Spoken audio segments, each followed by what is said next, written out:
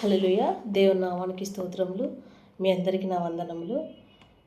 మరి గత దినాలలో నేను రాసినటువంటి పాటల్ని మీ ముందు పాడడానికి దేవుడిచ్చినటువంటి కృపను బట్టి లెక్కలేని వందనములు.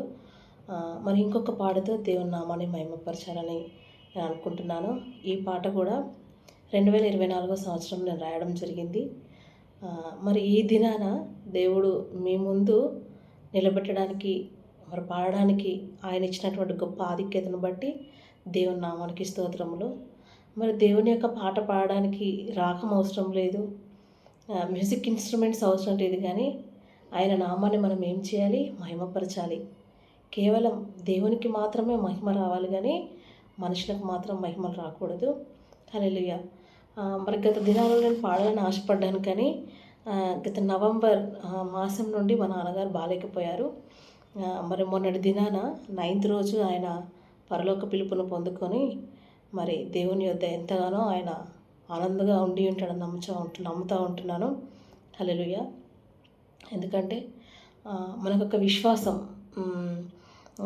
క్రీస్తును కలిగి ఉన్న వారం మరణించినట్లయితే ఆయన నిత్య రాజ్యంలో మనకు యుగ యుగాలు స్థానం ఉంటుందని మనకొక విశ్వాసం. దేవుడు మనకి ఇచ్చినటువంటి గొప్ప ధన్యత. ఎందుకంటే ఈ లోకము అశాశ్వతమైనది, మనకు నిత్య రాజ్యము, శాశ్వతమైన రాజ్యము ఏదంటే పరలోక రాజ్యమే. ఒకందుకు నేను సంతోషపడుతూ ఉంటాను, ఒకందుకు బాధపడుతూ ఉంటాను. ఎందుకంటే భౌతికంగా ఉన్నటువంటి మన వారిని కోల్పోయినప్పుడు నిజంగాన ఎంతగానో బాధగా ఉంటుంది మనుషులకి.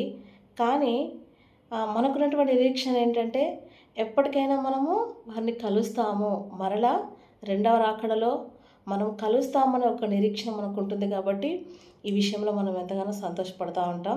హల్లెలూయా. దేవుని నామానికి స్తోత్రం.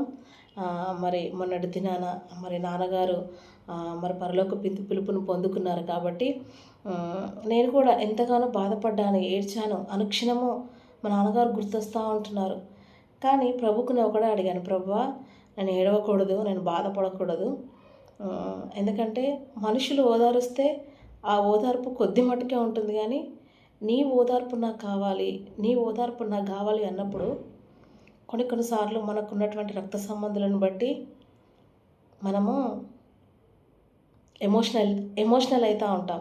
కానీ మనకున్నటువంటి నిరీక్షణ ఏంటంటే మన సొంత వాళ్ళ యొక్క ప్రేమను బట్టి మనం ఎక్కడ దేవుడికి దూరం అవుతామో అని చెప్పి ఒక భయం ఉంటుంది. కాబట్టి నేను ఒకటే అనుకుంటాను, ప్రభువా మన గురి, మన ప్రేమ మరి మనుషుల మీద, మన రక్త సంబంధాల మీద మనం చూపకూడదు, కానీ కేవలము దేవుని పైన మాత్రమే ఫోకస్ని పెట్టాలి. హల్లెలూయా. దేవుని నామానికి స్తోత్రం.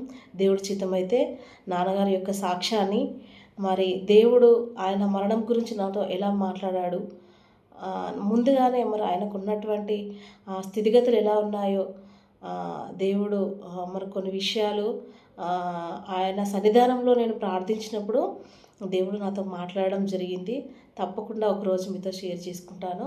హల్లెలూయా. దేవుని నామానికి స్తోత్రం. మొట్టమొదటగా ఈరోజే నేను కొద్ది సంతోషంతో ఉంటున్నాను. హల్లెలూయా. దేవుని నామానికి స్తోత్రం. దేవుడి మాటలు దీవించి ఆశీర్వదించును గాక.